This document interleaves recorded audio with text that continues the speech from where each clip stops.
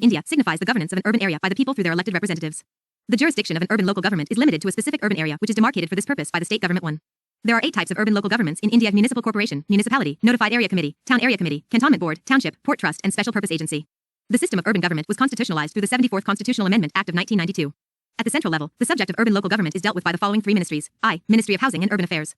2. Ministry of Defense in the case of cantonment boards. 3. Ministry of Home Affairs in the case of union territories. Evolution of urban bodies.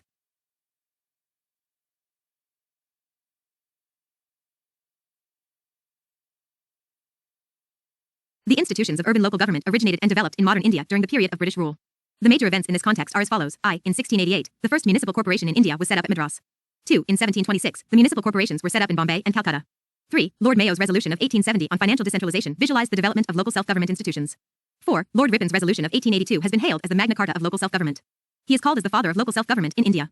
The Royal Commission on Decentralization was appointed in 1907 and it submitted its report in 1909. Its chairman was Hobhouse. 6. Under the diarchical scheme introduced in provinces by the Government of India Act of 1919, local self-government became a transferred subject under the charge of a responsible Indian minister. 7. In 1924, the Cantonments Act was passed by the Central Legislature.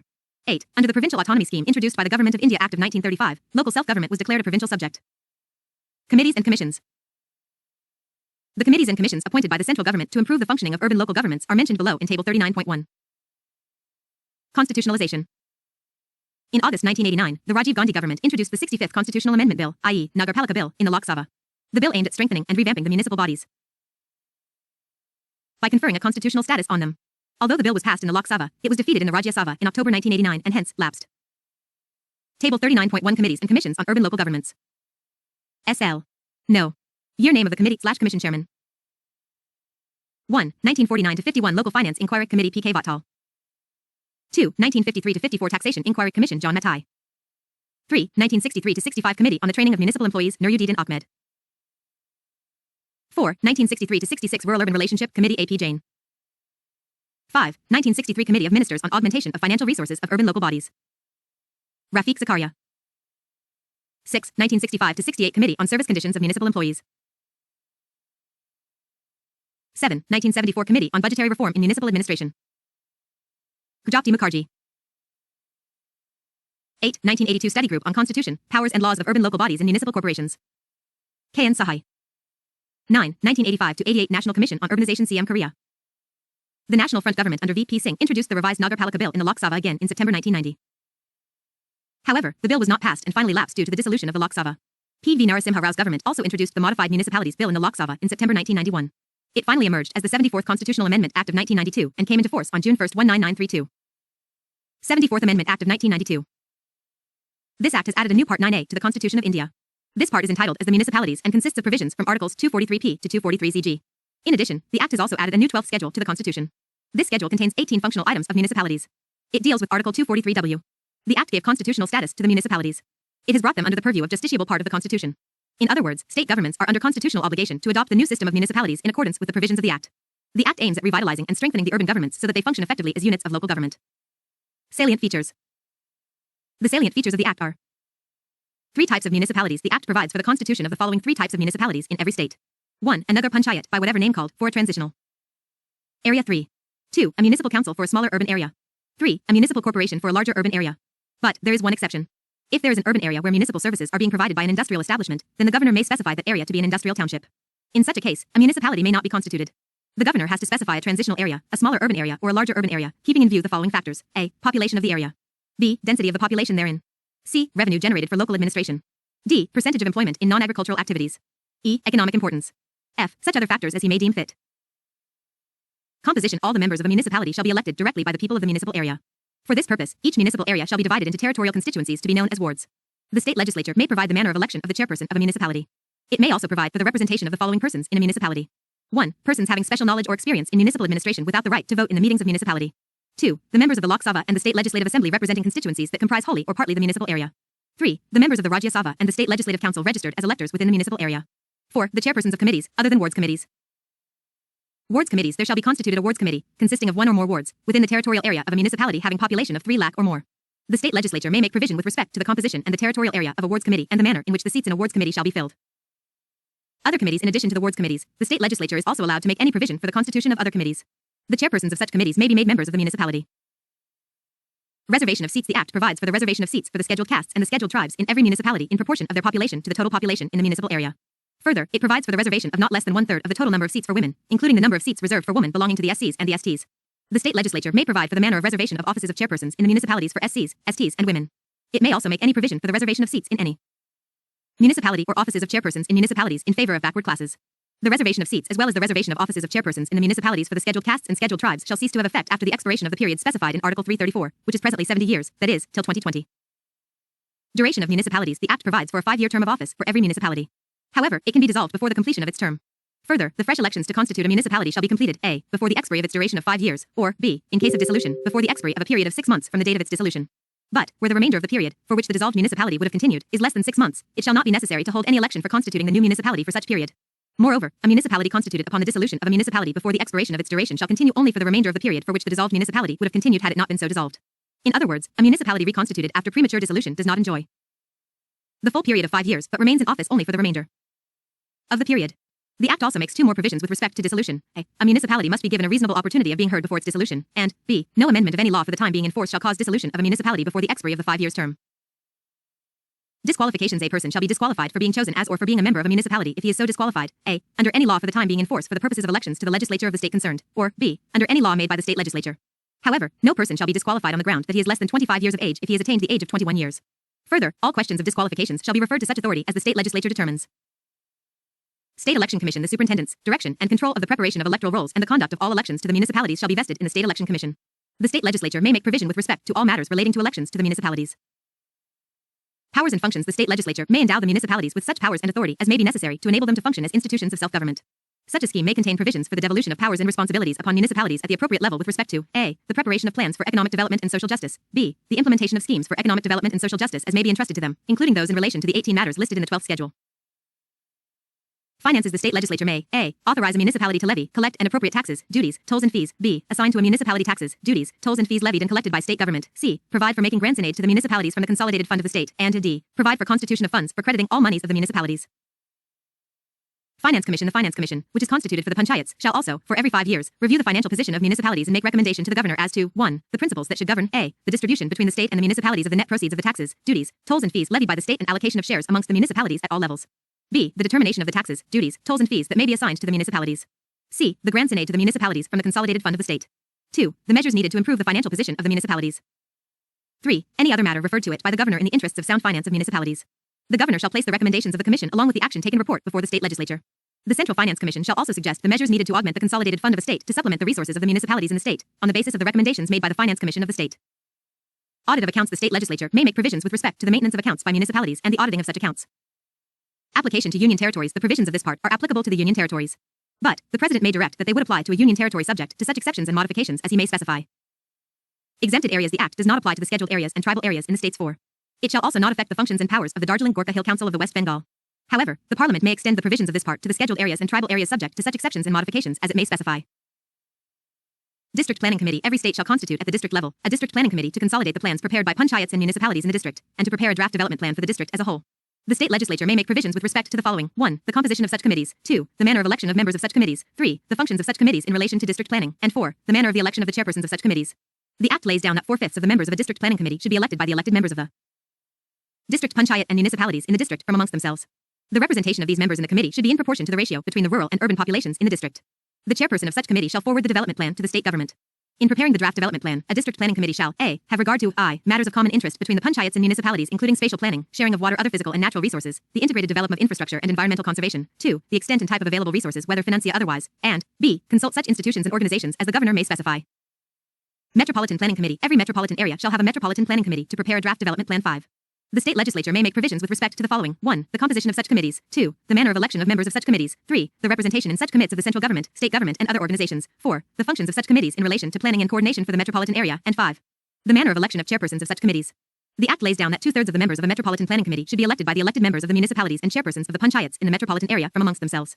The representation of these members in the committee should be in proportion to the ratio between the population of the municipalities and the panchayats in that metropolitan area. The chairpersons of such committees shall forward the development plan to the state government.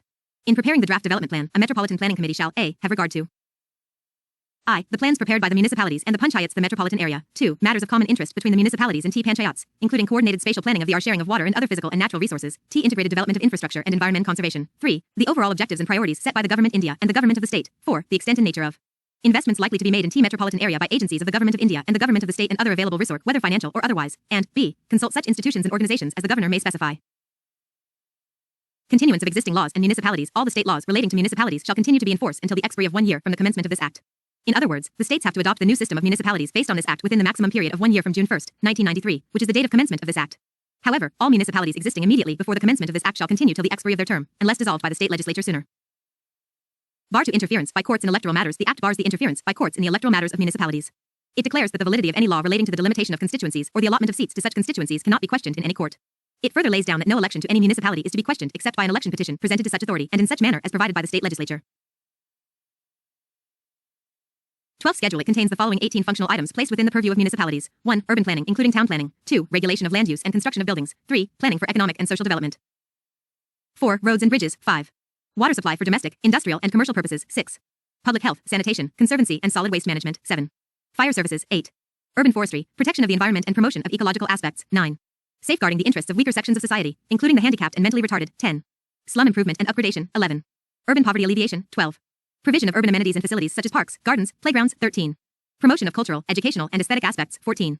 Burials and burial grounds, cremations and cremation grounds and electric crematoriums. 15. Cattle ponds, prevention of cruelty to animals. 16. Vital statistics including registration of births and deaths. 17. Public amenities including street lighting, parking lots, bus stops and public conveniences. And 18. Regulation of slaughterhouses and tanneries. Types of urban governments. The following 8 types of urban local bodies are created in India for the administration of urban areas: municipal corporation, municipality, notified area, committee, town area, committee, cantonment board, township, port trust, special purpose agency. 1. Municipal corporation. Municipal corporations are created for the administration of big cities like Delhi, Mumbai, Kolkata, Hyderabad, Bangalore, and others. They are established in the states by the acts of the concerned state legislatures, and in the union territories by the acts of the Parliament of India. There may be one common act for all the municipal corporations in a state or a separate act for each municipal corporation. A municipal corporation has 3 authorities, namely, the council, the standing committees, and the commissioner. The council is the deliberative and legislative wing of the corporation. It consists of the councillors directly elected by the people, as well as a few nominated persons having knowledge or experience of municipal administration. In brief, the composition of the council, including the reservation of seats for SCs, STs, and women, is governed by the 74th Constitutional Amendment Act. The council is headed by a mayor. He is assisted by a deputy mayor. He is elected in a majority of the states for a 1 year renewable term. He is basically an ornamental figure and a formal head of the corporation. His main function is to preside over the meetings of the council. The standing committees are created to facilitate the working of the council, which is too large in size. They deal with public works, education, health, taxation, finance, and so on. They take decisions in their fields. The municipal commissioner is responsible for the implementation of the decisions taken by the council and its standing committees. Thus, he is the chief executive authority of the corporation. He is appointed by the state government and is generally a member of the IAS. 2. Municipality. The municipalities are established for the administration of towns and smaller cities. Like the corporations, they are also set up in the states by the acts of the concerned state legislatures and in the union territory by the acts of the Parliament of India. They are also known by various other names like municipal council, municipal committee, municipal board, borough municipality, city municipality, and others. Like a municipal corporation, a municipality also has 3 authorities, namely, the council, the standing committees, and the chief executive officer. The council is the deliberative and legislative wing of the municipality. It consists of the councillors directly elected by the people. The council is headed by a president/chairman. He is assisted by a vice president/vice chairman. He presides over the meetings of the council. Unlike the mayor of a municipal corporation, he plays a significant role and is the pivot of the municipal administration. Apart from presiding over the meetings of the council, he enjoys executive powers. The standing committees are created to facilitate the working of the council. They deal with public works, taxation, health, finance, and so on. The chief executive officer/chief municipal officer is responsible for day-to-day general administration of the municipality. He is appointed by the state government. 3. Notified area committee. A notified area committee is created for the administration of 2 types of areas: a fast-developing town due to industrialization, and a town which does not yet fulfill all the conditions necessary for the constitution of a municipality, but which otherwise is considered important by the state government. Since it is established by a notification in the Government Gazette, it is called as Notified Area Committee. Though it functions within the framework of the State Municipal Act, only those provisions of the Act apply to it which are notified in the Government Gazette by which it is created. It may also be entrusted to exercise powers under any other act. Its powers are almost equivalent to those of a municipality. But unlike the municipality, it is an entirely nominated body, that is, all the members of a notified area committee, including the chairman, are nominated by the state government. Thus, it is neither an elected body nor a statutory body. 4. Town area committee. A town area committee is set up for the administration of a small town. It is a semi-municipal authority and is entrusted with a limited number of civic functions like drainage, roads, street lighting, and conservancy. It is created by a separate act of a state legislature. Its composition, functions, and other matters are governed by the act. It may be wholly elected or wholly nominated by the state government or partly elected and partly nominated. 6. 5. Cantonment board. A cantonment board is established for municipal administration for civilian population in the cantonment area. 7. It is set up under the provisions of the Cantonments Act of 2006, a legislation enacted by the central government. It works under the administrative control of the Defense Ministry of the central government. Thus, unlike the above four types of urban local bodies, which are created and administered by the state government, a cantonment board is created as well as administered by the central government. The Cantonments Act of 2006 was enacted to consolidate and amend the law relating to the administration of cantonments with a view to impart greater democratization, improvement of their financial base to make provisions for developmental activities and for matters connected with them. This act has repealed the Cantonments Act of 1924. At present, 2019, there are 62 cantonment boards in the country. They are grouped into 4 categories on the basis of the civil population.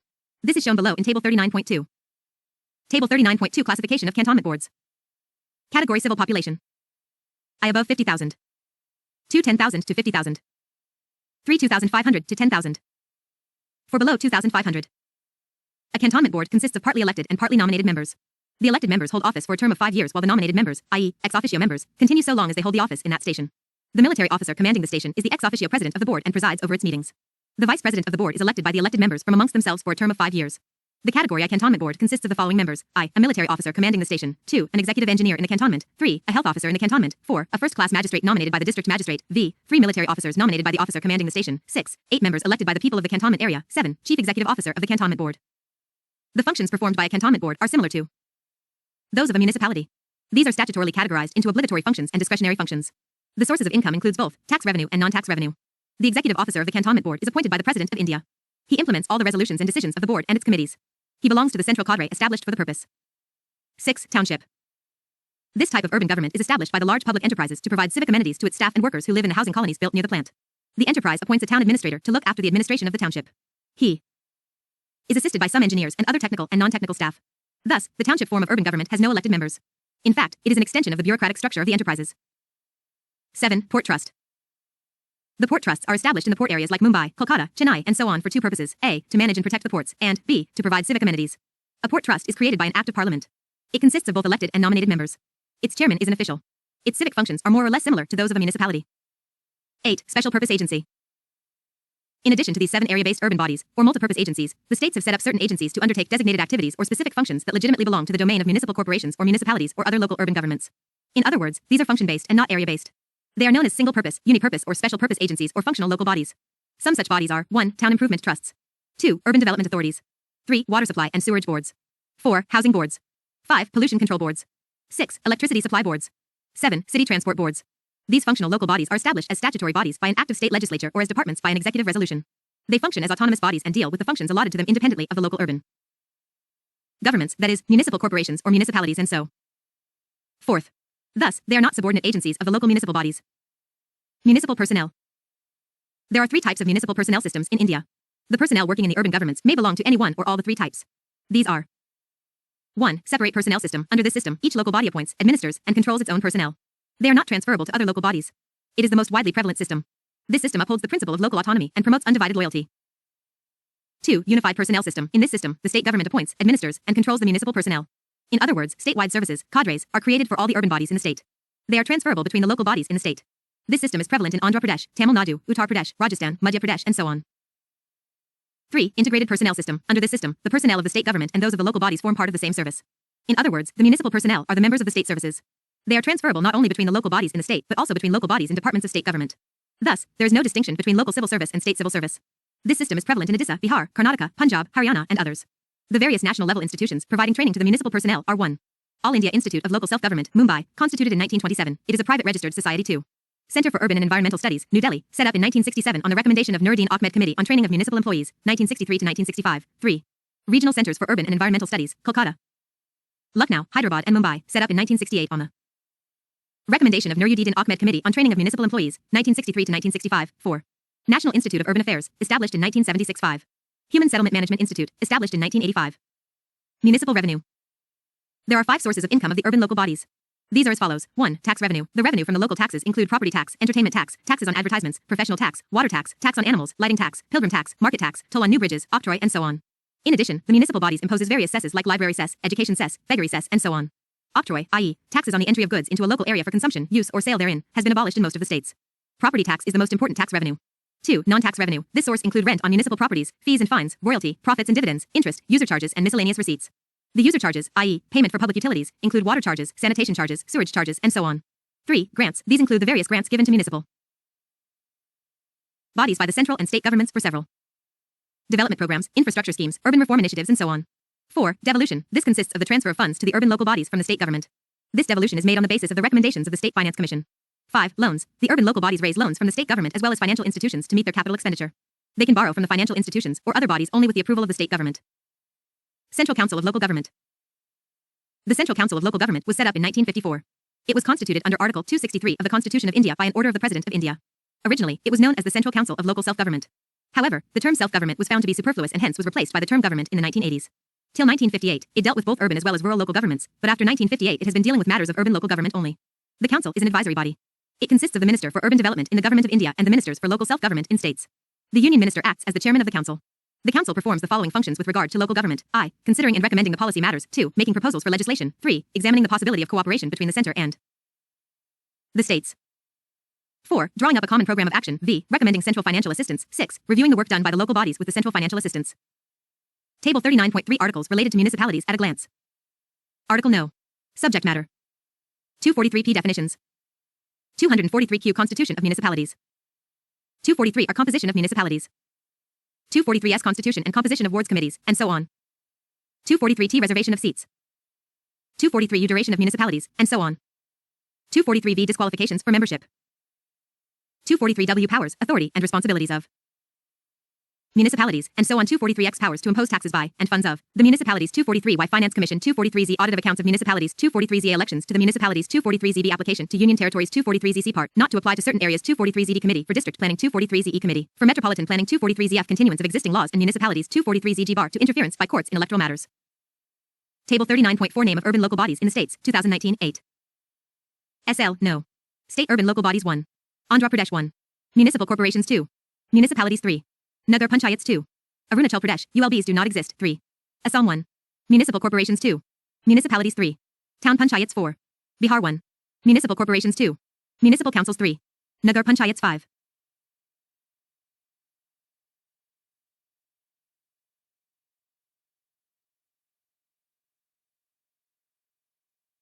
Notes and references. 1. Local government is a subject mentioned in the state list under the 7th schedule of the Constitution. 2. The bill was passed in both the Lok Sabha and the Rajya Sabha in December 1992. After that, the bill was approved by the required number of state legislatures. It was assented by the President in April 1993. 3. A transitional area means an area which is in transition from a rural area to an urban area. 4. At present, 2019, 10 states of India have scheduled areas. These are Andhra Pradesh, Telangana, Jharkhand, Chhattisgarh, Gujarat, Himachal Pradesh, Madhya Pradesh, Maharashtra, Orissa, and Rajasthan. Presently, 2019, there are a total of 10 tribal areas, autonomous districts, in the for states of Assam, 3, Meghalaya, 3, Tripura, 1, and Mizoram, 3. 5. Metropolitan area means an area having a population of 10 lakh or more, in one or more districts and consisting of 2 or more municipalities or panchayats or other contiguous areas. 6. The Rural-Urban Relationship Committee, 1963-66, headed by A.P. Jain, recommended that small town area committees should be merged with the Panchayati Raj institutions to avoid multiplicity in the pattern of local bodies.